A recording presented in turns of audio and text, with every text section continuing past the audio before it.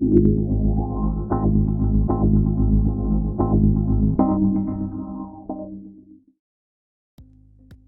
of you familiar with the channel will know that I'm a big fan of Soundcore, Anker's audio division that offers some of the best value audio products on the market.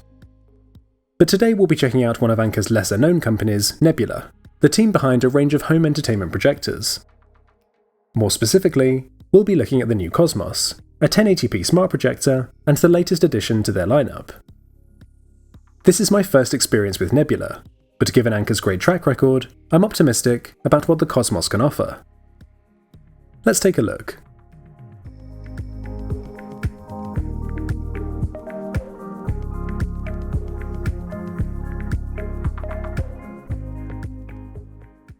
So let's start off by looking at the projector itself.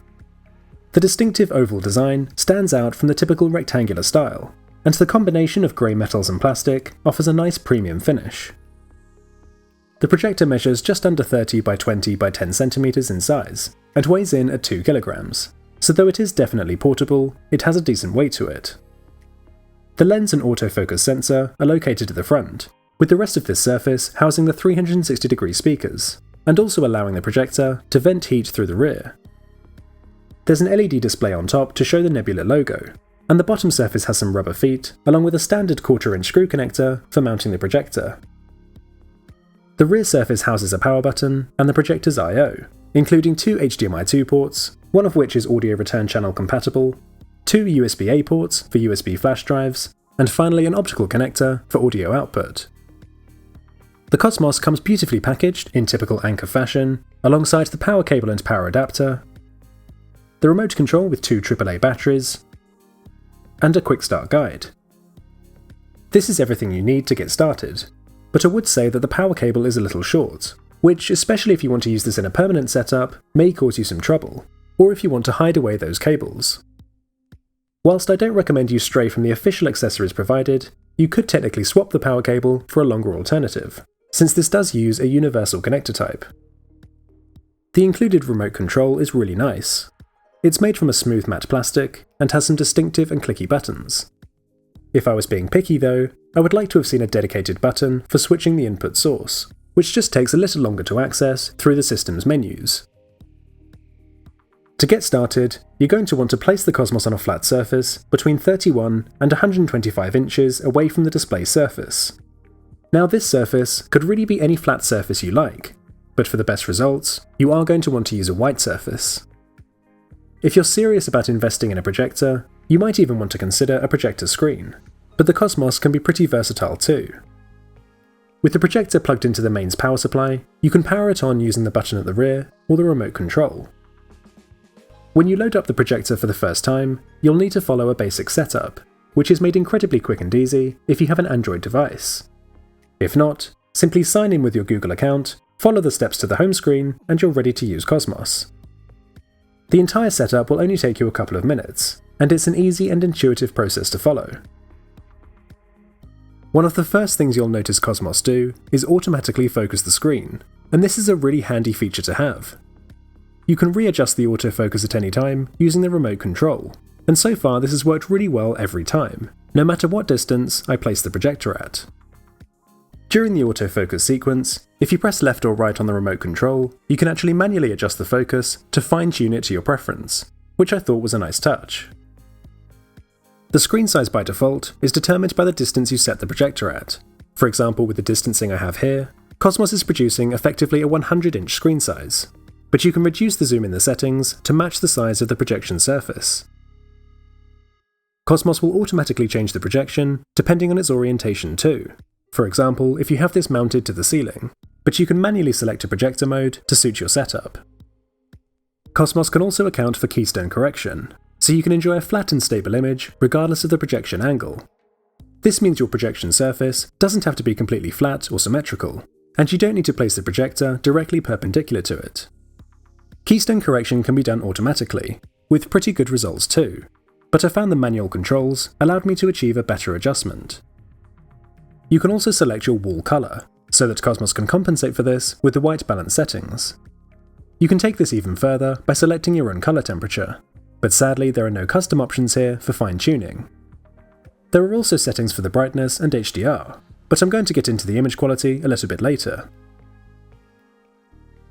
So what can Cosmos do?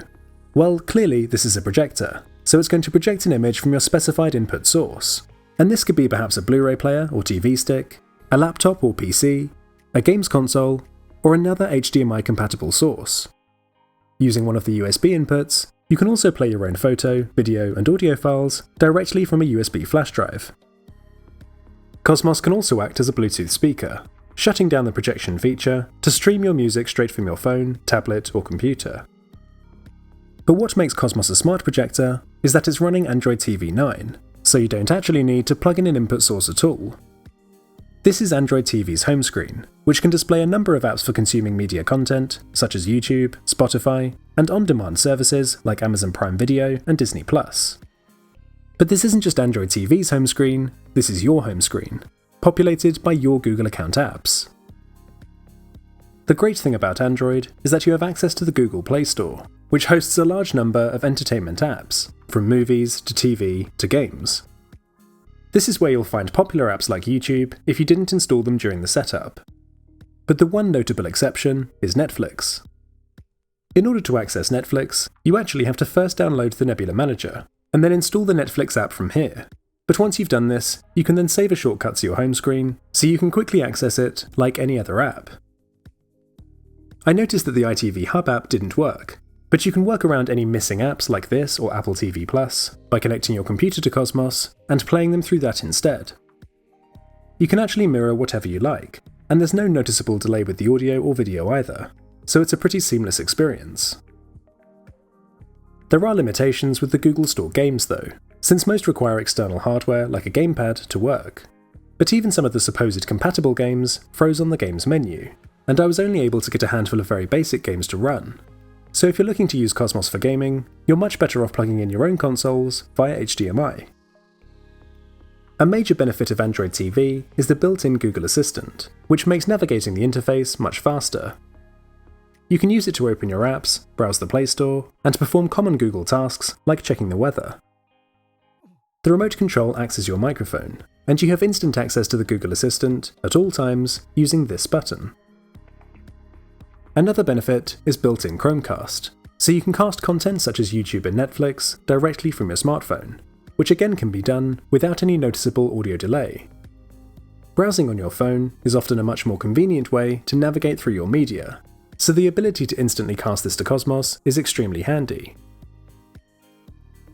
Speaking of navigation, the Nebula Connect app is another way you can navigate the Cosmos interface aside from the remote control. Typically I found the touchpad a little bit sensitive, and you lose voice features like the Google Assistant, so I usually just use the remote. But it is handy for quickly adjusting the volume or typing in text fields. Scrolling through Android TV on Cosmos is usually pretty smooth. Apps typically open quickly, and streaming content loads without much of a delay. But every now and then, Cosmos would freeze and the remote control would become unresponsive, which was a bit annoying. I wouldn't say it's a deal breaker, since you typically spend more time watching your content than navigating the menus, but it's something worth noting. Incidentally, this is a rundown of the internal specs, which probably won't mean a lot to most people, but I do think adding a little bit more RAM would have helped Cosmos when switching between multiple apps. But the biggest issue here is with the internal storage, and I actually exceeded the maximum capacity the very first time I set up Cosmos after installing only a small handful of apps. The operating system takes up half the storage to begin with, leaving you with a rather limiting 4GB for installing your apps. This quickly became an issue when I wasn't even able to install a required software update, forcing me to first uninstall the one game I had downloaded to the system. Realistically, I think most people won't run into this issue. If you think about how most people will use Cosmos, you can still have all of the major streaming services installed with room to spare. Still, having just a single game take me over the storage limit was pretty disappointing, so that's one of the bigger limitations of Cosmos. So we've covered what Cosmos can do, but how does the image look? Well, for a 1080p image, especially one blown up to over 100 inches, this is surprisingly sharp. The colours can be pretty vibrant too, especially if you change the picture mode from standard to movie, which I use most of the time. But the one major weakness is with the brightness. and Cosmos's 900 lumens capacity does seem to be the biggest restriction on the image quality. I wouldn't describe this as dim, but you'll definitely need to use Cosmos in a very dark, if not pitch black room, and I can't imagine any scenario where you wouldn't want the brightness set to the full 100%. Obviously, I'm not using the most optimized setup as possible, and this is still a vast improvement from a lot of the budget-priced options you'll find on Amazon. But it's also far short of the max brightness of some of the premium projectors that I think Cosmos is trying to compete with. This here is a rundown of the display specs, where the resolution and maximum brightness are the two standout features, but the most interesting to me was support for HDR10. Sure enough, when toggling HDR mode on, there is a big step up in the dynamic range, and blacks become much darker.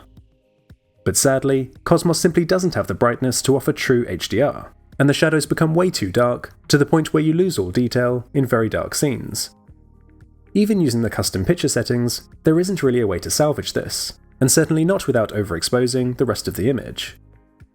However, when you toggle off HDR, this completely desaturates the colour, which becomes almost grayscale.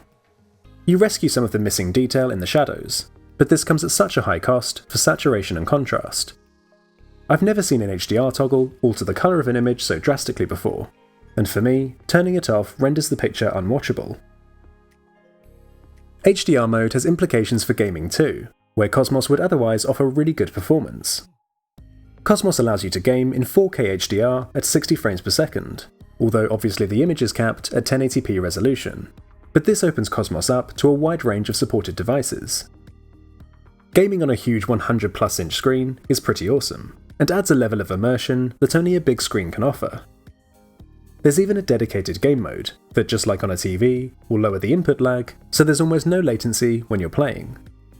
But this comes with some significant drawbacks too, and you may have already spotted that when I switched to game mode, my keystone and zoom settings were lost, so the screen size no longer matches the projection surface. Unfortunately, these settings become unavailable when using game mode, as do the picture settings, which was really disappointing. It means that I'd have to physically move the projector every time I want to game if I want to have the right screen size, which could be a real problem if you wanted to have Cosmos in a permanent setup. The poor HDR is a problem too, and trying to spot enemies hiding in the dark becomes very difficult. Just take a look at the drastic difference in the shadows as I toggle on and off HDR mode. Playing games with a desaturated image isn't much fun either though, so I had to leave HDR turned on and just accept those limitations for darker scenes. So overall, Cosmos's HDR performance was one of the weaker aspects. But the image quality is only one half of this all-in-one unit, and the other, of course, is the sound quality. On the surface, the 360-degree 20-watt speakers with Dolby Digital Plus seem to be pretty impressive, and I'll admit that Cosmos can reach surprisingly loud volume levels. The sound distribution is really even too, so you don't need to worry too much about positioning, and I think for any casual use, these speakers will be absolutely fine. There's a little bit of bass to add some weight to your music or to explosions in an action movie, and the speakers easily exceed what you typically get from a projector. But I think to describe this as sensational sound that lets you hear every moment as if you were in the cinema itself is really pushing it, and the audio isn't able to deliver the immersive experience that the marketing would suggest. There's a static hiss sound that accompanies the audio, and even a crackling sound at low volume levels, whilst at the other end, approaching max volume, the sound begins to distort and become harsh. You might not notice the hissing sound as much when watching movies, but you probably will for watching YouTube or when using Cosmos in its Bluetooth speaker mode. But the main issue is that the speakers are in competition with the fan noise, which even at its quietest can be really distracting. The air intake for Cosmos is really good, and prevents the projector from overheating. For example, I ran the projector at maximum brightness for 2 feature-length films back-to-back without issue. But the consequential fan noise is definitely noticeable, though you may start to forget about this after half an hour into your film. Take a listen to these samples to get an idea of the fan noise and also how the speakers sound.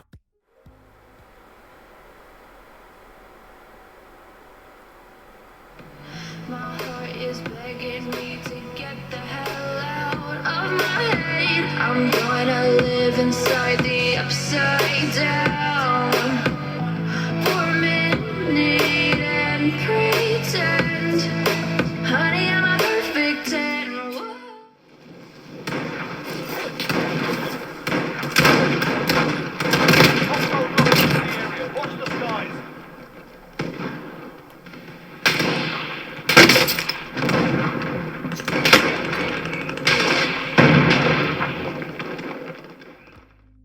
I personally think you'll want to hook up some external speakers for a better experience, but your options may be more limited than you'd expect, since you've only got optical audio out as a wired option, and not the more common 3.5mm aux port.